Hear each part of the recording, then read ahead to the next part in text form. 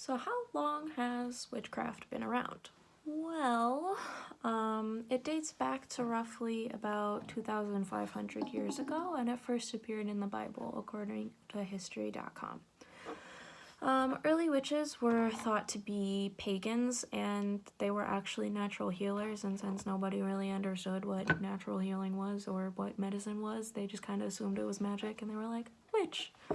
And then witch hunts kind of hit their peak in about 1500 to 1600 throughout Europe, and it was the worst in Germany, which, yikes, but everybody has those days. Anyway, more fun stuff. Like, where did the iconic witch imagery come from? Well, it came from beer brewers. Beer brewing was a predominantly female-run business in like medieval times. So ladies would have like cauldrons to brew their beer. They would have these like broom things that they would stick out front to be like, hey, my beer is ready, come get some. And then they would have like cats to protect their grain stores from mice. And then they would have these like fun pointy little hats to be like, pay attention to me, I have beer to sell. And then whenever men started being like, ooh, I want this to be my business, actually, they kind of used the church to be like, to depict women with like these objects as witches and going to hell, and then men kind of took over the business, which is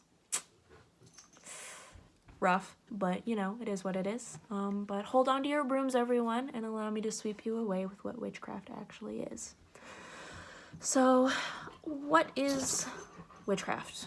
Witchcraft is the use of magic to manipulate the universe's energy to bring about a desired outcome.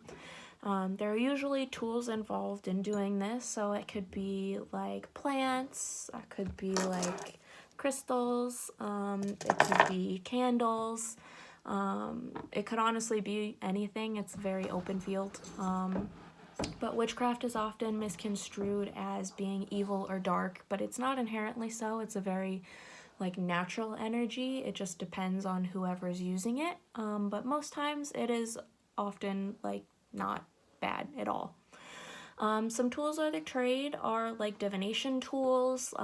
These are used to communicate with like spirits and ancestors and like deities, depending on what you believe in. And the thing, like the divination tools are like pendulums, which is what's on my necklace, Ouija boards, which don't mess with Ouija boards. If you learn anything from this presentation, please let it be not to mess with Ouija boards.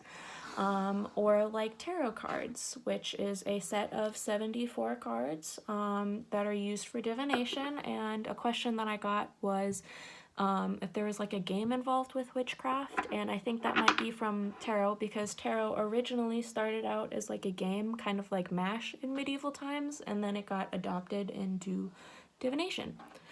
And then altars are usually like safe spaces where witches can like practice their like craft, and they're usually dedicated to like deities or ancestors or even nature. But witchcraft isn't explicitly religious. It can be paired with a religion, and oftentimes it is, but it is not religious in and of itself. And now that we've discussed a bit more about what witchcraft is, let's take a look at how witchcraft has become a part of me. So it is a safe space for me. It has helped me because everything is really open to interpretation. So everyone I've ever met in the community is really like open and respectful of other people's beliefs, and it's helped me become that way for other people too. And it gives me something that I can do whenever I feel like helpless. Like whenever the pandemic hit and I was really afraid of getting sick, I did a little like health spell for myself.